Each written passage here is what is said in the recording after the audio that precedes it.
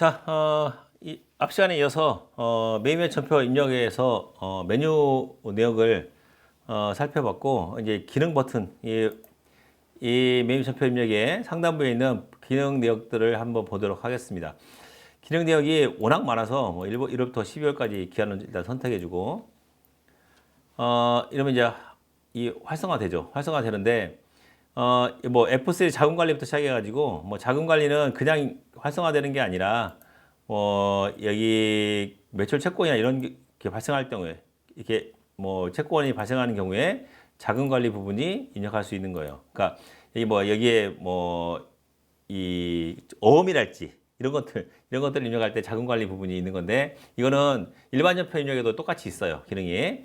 그 외에 메뉴를 보시면 메뉴가 너무 많아가지고 지금 이게 이 역삼각형 있는 모양은 아래에 이렇게 메뉴가 더 있다는 거예요.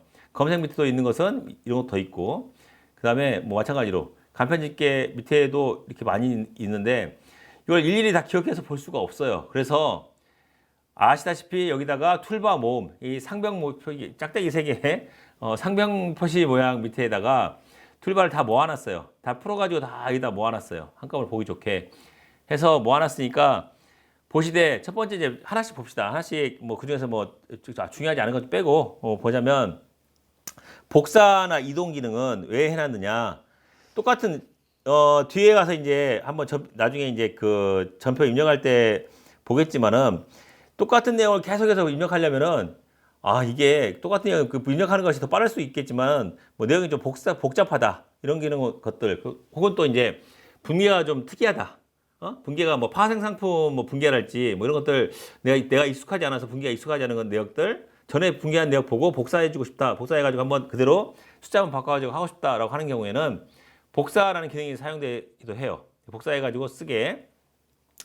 그거 더 근본적으로는 이제 복사를 하는 이유는 이 똑같은 게 계속 반복되는 것을 이제 좀 더 쉽게 간편하게 하기 위해서 하는 거니까 복사 기능 사용하면 되고 밑에 이제 있는 이동 기능은 날짜를 잘못 입력하는 경우랄지 그런 경우에 이 날짜 입력해야 되지 않은데 내가 날짜를 착각해가지고 입력을 잘못했어요. 근데 그걸 지우고 그 날짜에 다시 입력하고 하려면은 되게 아깝죠. 한개 분기에도 그런데 뭐 이거 옛날 얘기 자꾸 해서 죄송합니다만 예전에는 월 단위로만 입력하다 보니까 맨날 계속 야근하다 보니까 월을 바꾸고 입력해줘야 되는데 3월달 입력하고 4월달 입력해야 되는데 3월달을 계속 켜놓은 채로 4월달 걸 다 내용을 입력했어요. 그리고 5월달 걸 입력하려고 보니까 3월달이 그대로 있는 거예요. 3월달로 그대로 고정되어 있는 거예요. 그럼 4월달 입력이 안 돼 있는 거 아니에요. 근데 옛날에는 이런 이동 기능이 없었어요. 예전에 이 세무사랑이 나오기 전에는. 그래서 4월달에다가 입력했던 4월달 거 전부 다 지우고 다시 4월달에 다시 입력하고 이랬단 말이죠. 근데 지금 어떻다? 그럴 필요 없다. 그 전표를 전부 다 선택해가지고 이동 기능을 통해서 월만 바꿔주면은 깔끔하게 옮겨지는 거예요. 잘못 입력된 게. 그런 게 이 기능이 없어서 사실은 불편했던 것을 이동으로 해결할 수 있는 거죠. 그다음에 뭐 선택한 데이터 해가지고 뭐 전자 뭐 일괄 변경한다든지 분계를 일괄 변경한다든지 할 때 뭐 예를 들어서 데이터를 이제 하면은 뭐가 있을까요? 매입 과세 있는데 여기가 지금 매입 과세인데 분계 이게 재료 들어있는 것이 분계가 원재료가 아니라 마음에 안 들어. 그러면 이제 이 다른 걸로 바꾸시고 싶다면 분계 일괄 변경 해가지고 분계를 어떻게 할 것이냐? 분계 여기 지금 다 외상 또는 현금으로 되어 있는데 아니다. 여기는 전부 다 혼합으로 해야 돼. 혼합으로 해서 계정금 변경을 해서 바꿔줘야 돼. 라고 한다면 분계가 어떻게 됐어 지금? 전부 다 혼합으로 바뀌었잖아 이렇게. 대신 이렇게 분계를 일괄 변경하면 단점이 있어요. 뭐가 있냐? 여기 계정값이 지금 원래 재료가 원재료이기 때문에 상관이 없는데 지급 수수료도 보시겠습니까? 지급 수수료 중에 현금 있는 것을 분계 일괄 변경 한번 해볼까요? 수수료도 있죠. 일괄 변경 하나지만 변경하면은 분계 일괄 변경해서 혼합으로 바꿔주잖아요. 그러면 단점이 여기에 분계가 기본 계정 과목으로 변경돼 버리는 거예요. 그러니까 원재료가 기본 계정 과목으로 환경 등록에다가 153번 기본 계정 과목 설정해 둔 계정 과목으로 바뀌어 버리는 거예요. 그래서 여기는 바꿀 때 반드시 계정 과목을 바꿀 때는 여기 내용이 바뀐다는 거 알아두셔야 돼요. 831번이었던 것을 개설 과목이 개설 과목이 변경되니까 그 점은 유의해서 변경해야 된다. 그럴 거면 이제 분계 설정을 다시 해가지고 하는 게 낫겠죠. 그죠? 자, 또 들어가서 자, 뭐 그다음에 뭐 품목 유형 일괄 변경. 유형 일괄 변경 뭐냐? 이제 과세나 매입 과세를 선택해 가지고 유형 일괄 변경을 선택하면은 과세 유형을 뭐 매출로도 바꿀 수 있다든지 변경할 매입에서 매입인데 같은 매입인데 과세가 아니라 매입세 불공제로 바꾸고 싶다든지 불공제 사유도 선택해서 변경하는데 변경 사유도 뭐 공통 매입세가 안 분계산분이랄지 이런 식으로 내가 분계 유형을 한꺼번에 바꿀 수 있다는 거예요. 여러 가지 것을. 그러니까 1차적으로 뭐 전자세금계산서를 끌어와서 전송할 때는 이 불공제로 바꾸지 않고 전송했다 하더라도 일단 여기로 오면은 변경해서 매입세 불공제로 바꿀 수 있는데 여기도 단점이 있어요. 여기도 뭐 무슨 단점이 있느냐? 똑같이 마찬가지로 계정 과목이 기본 계정 과목으로 변경돼 버린다는 거예요. 그래서 지급 수수료가 불공제로 변경시키면 아까처럼 원재료로 다시 돌아가는 경우가 발생합니다. 자, 그런 단점이 있지만은 그래도 시간을 한꺼번에 할 수 있으니까 단축할 수 있다는 장점은 있어요. 뭐 품목 일괄 변경이랄지 의제료 일괄 변경 역시 의제료 일괄 변경은 이거죠. 매입 면세 품목을 지금 여기 의제 매입세 공제 얘만 의제료가 설정돼 있고 이 두 가지는 의제가 매입이 설정이 안 돼 있어요. 이거 보시면 알겠지만 물론 접대비고 그다음에 뭐 토지고 이래서 내용이지만 하지만 이렇게 면세가 여러 개 있는 것을 한꺼번에 변경할 수 있는 항목이에요. 그래서 여기서 의제료 일괄 변경하면은 의제료 뭐 의제 매입해서 할 때 일괄 변경을 실행할 수 있다는 거예요. 지금 공제일이 106분의 6인 것은 법인이기 때문에 법인은 뭐 음식 업종인 경우에 물론 제조업은 102분의 2지만 이렇게 설정을 해둘 수 있다는 거예요. 자, 그 다음 기능으로는 이제 검색이 있는데 검색은 우리가 찾고자 하는 이 데이터를 찾을 때 도움이 되겠죠. 이건 이제 부가세 신고할 때 주로 쓴다기보다는 나중에 여러분들이 이제 법인세 신고를 하기 위해서 이제 법인 조정도 아니죠. 법인 이제 이 법인 결산할 때 전표 찾거나 이럴 경우가 필요해요. 왜냐하면 통장 맞춘다든지 이럴 때 이 세금계산서 데이터랄지 지금 틀림없이 통장에서 금액이 얼마가 지출되는데 그게 어느 회사 건지 모르겠어요. 그러면 이제 어느 시점에 대략 금액 얼마만큼을 했을 때 그 거래처가 어떤 것인지 이 검색 조건을 줘가지고 이것도 입력하고 이것도 하면 엔드 조건이랄지 이렇게 해가지고 검색 조건을 줘서 찾을 수 있는 거예요. 이때 누구한테 매입해온 것에 대해서 돈이 지급된 거구나라고 이렇게 찾을 수 있다는 거죠. 그런데 검색을 많이 사용하게 됩니다. 자, 그 다음 메뉴 중에는 뭐 중복 검색이랄지 대차 차익 검색, 거래처 해명 검색. 대차 차익 검색은 매입 매출전표 이 창을 끌려고 할 때 대차 차익이 발생합니다고 떠요. 사실 대차 차익이 발생하면 나중에 이 재무제표 작성할 때 문제가 발생하잖아요. 원래 분계라는 게 차변과 대변이 일치해야 되는 건데 차익이 발생하면 작성할 수가 없기 때문에 이 차익은 바로 이 창을 끌 때 나옵니다. 중복 검색은 항상 검색이 되어져요. 기본 세팅으로 해서 중복 검색된, 중복 입력된 것 같은, 왜냐하면 같은 거래처에 같은 금액이 똑같이 끊어지면은 같은 날짜에 중복이 의심된다고 떠요. 하지만 매출 똑같이 하는 경우가 있으니까 그때는 중복이 아니다라고 한다면 그대로 넘어가시면 됩니다. 자, 거래처명 검색, 그다음 메모로 해가지고 메모 검색도 할 수 있어요. 그래서 메모를 해둘 수가 있는데 예를 들어서 이제 이런 식으로 해서 우클릭을 하면은 여기에 뭐 찾기랄지 뭐 책갈피랄지 뭐 이런 것을 설정할 수가 있어요. 그래서 한 번씩 여러분들이 이걸 가지고 한번 이것저것 한번 해보세요. 뭐 항상 좌클릭만 하지 말고 우클릭도 한번 해보세요. 해가지고 우클릭을 하면은 뭐 형광펜 표시도 할 수 있구나. 그래서 여기 내용이 좀 궁금해. 그러면 이 형광 표식만 모아두는 거죠. 형광펜 내용만 다시 또 검색할 수 있어요. 지급수수료가 지급되는데 이게 무슨 내용인지 모르겠네. 회사에다가 물어봐야지 할 때는 이렇게 클릭해가지고 할 수 있어요. 또 없앨 때는 또 현황을 또 없앨 수 있어요. 취소해서 현황펜 취소 할 수도 있는 거죠. 이런 식의 검색이 있다는 거예요. 자, 메모 검색 기능에서 검색할 메모 내역을 해놓은 거에서 메모 내역을 검색할 수도 있게 해놨어요. 복수거래는 거래에서 우리가 복수거래 직접 입력할 때 복수거래 품목별로 입력할 때 복수거래로 해놓으면은 품목을 입력할 수 있죠. 복수거래에서 해가지고 품목을 이렇게 하나 둘씩 입력할 수 있게 만들어놨어요. 자, 그 다음에 과거 데이터 보기에서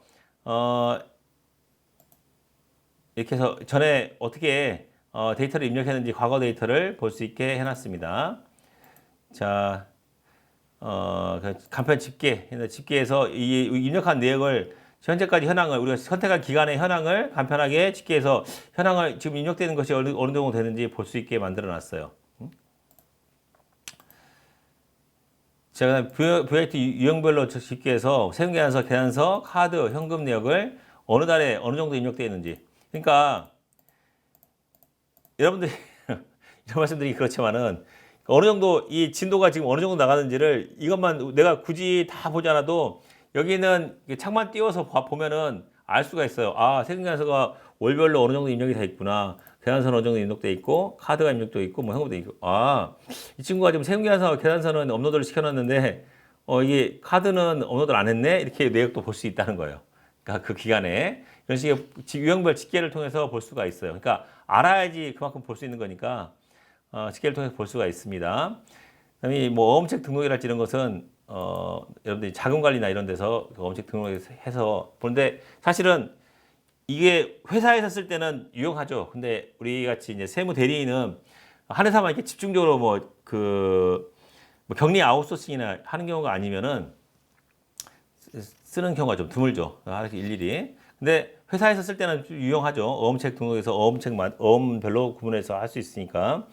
그다음에 이 예정누락부는 우리가 신고를 했는데 우리가 3월 31일 날 내역을 누락했어.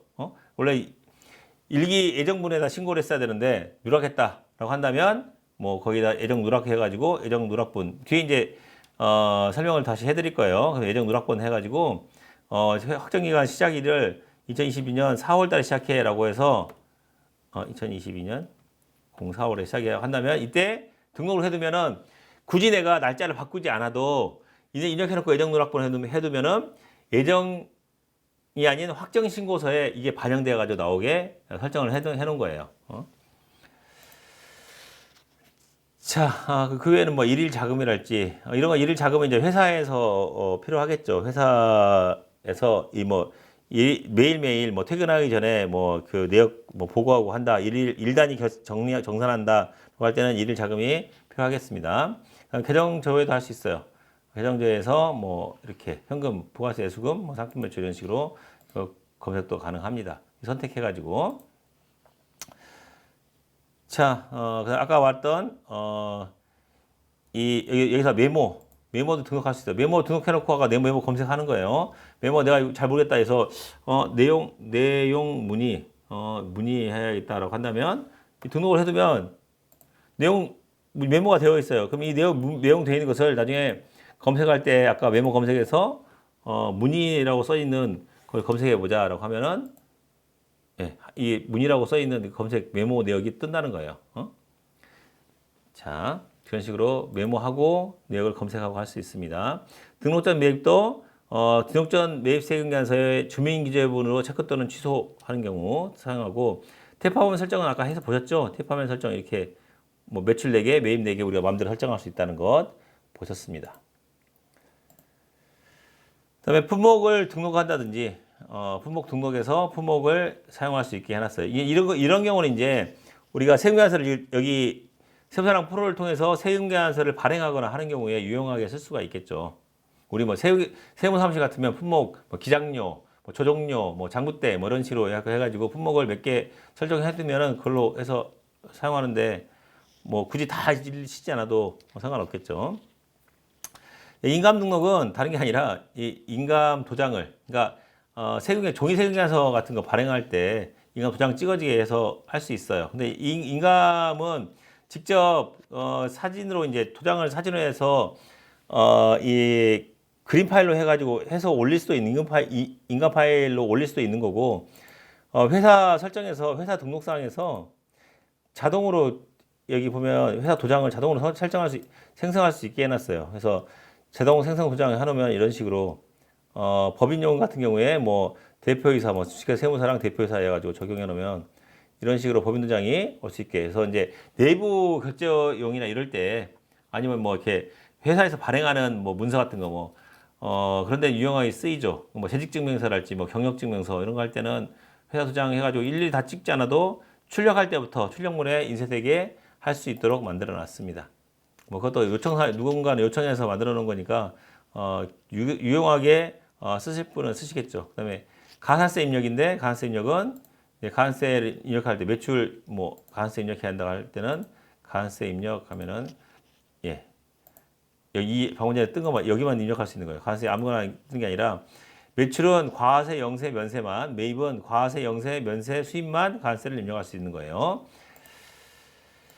자, 그다음에 뭐 외화 입력이랄지 업무 차량 입력, 업무용 차량 입력에서 업무 차량 관련된 계정 과목. 그래서 이제 업무용 예를 들어서 지금 뭐 세금서인데 뭐 렌트카 회사야. 그러면 거기에 대해서 이 차량 등록된 차량에 대해서 업무용 차량 사용 내역으로 입력하고 싶어 할 때 업무 차량 입력으로 선택할 수가 있습니다. 근데 이렇게 한 개씩 입력하는 것보다 나중에 업무용 차량은 또 한꺼번에 등록하는 데가 있으니까 그래도 효율적으로 입력이 됩니다. 이제 코드 변환인데 뭐 거래처 코드를 변환한다든지 계정 코드를 변환한다든지 부서 사원 코드를 변환한다든지 이렇게 한꺼번에 변환할 수가 있어요. 선택해가지고 계정 코드 내가 뭐 아까 원제로 되어 있는데 전부 다 서비스로 바꾸고 싶어 한다면 여기 153번에 있는 원재료를 이렇게 수수료병으로 변경하고 싶어라고 한다면 선택해서 변경시킬 수가 있습니다. 물론 이거는 여기서 안에서 하는 거고 전체적으로 변경시키고자 할 때는 별도로 또 메뉴가 또 있어요. 이거 하면은 뭐 데이터 분석 관리에 기타 코드 변환이라는 데서 이렇게 계정 과목을 바꿀 수 있게 해놨어요. 물론 거래처 코드 변환도 이렇게 한꺼번에 바꿀 수 있게 해놨습니다. 자, 그 대부분 다 설명을 해드린 것 같은데 전표 크게 보기는 전표 부분을 더 크게 볼 수 있게 해놨어요. 그러니까 왜냐하면 이 전표 원래 들어오면 상단부를 중요시하고 아래 분계가 이제 간당간당한 경우에는 하단 부분이 작게 돼 있는데 어떤 것은 이제 분계가 아래로 쭉 내려가서 이 분계가 여기 나와 있는 4개 외에 밑으로 계속 내려가는데 분계가 안 보일 수 있는 경우가 있어요. 그럼 나중에 이제 검색할 때 그 내리기 그러면 전표 크게 보기를 하면은 이게 칸이 더 늘어나죠. 그래서 4칸 외에 분계 뭐 아까 뭐 고정산 매각이랄지 이런 것처럼 밑에다가 더 분계한 내역을 자세히 볼 수 있으니까 어느 것을 중요시하느냐에 따라서 선택해서 보시면 되겠죠.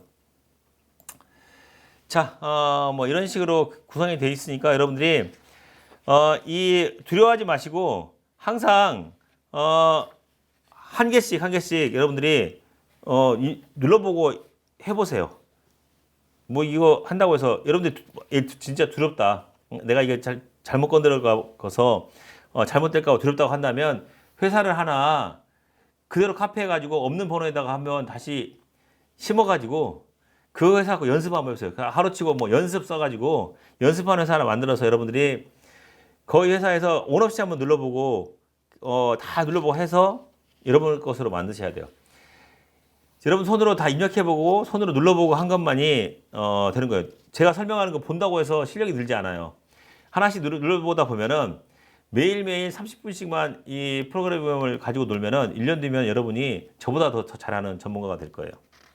그러니까 제가 위에 있는 메뉴 설명해 드렸지만 한 번씩 눌러보면서 여러분들이 내용을 숙지하시면 되겠습니다. 또 이어서 설명드리도록 하겠습니다.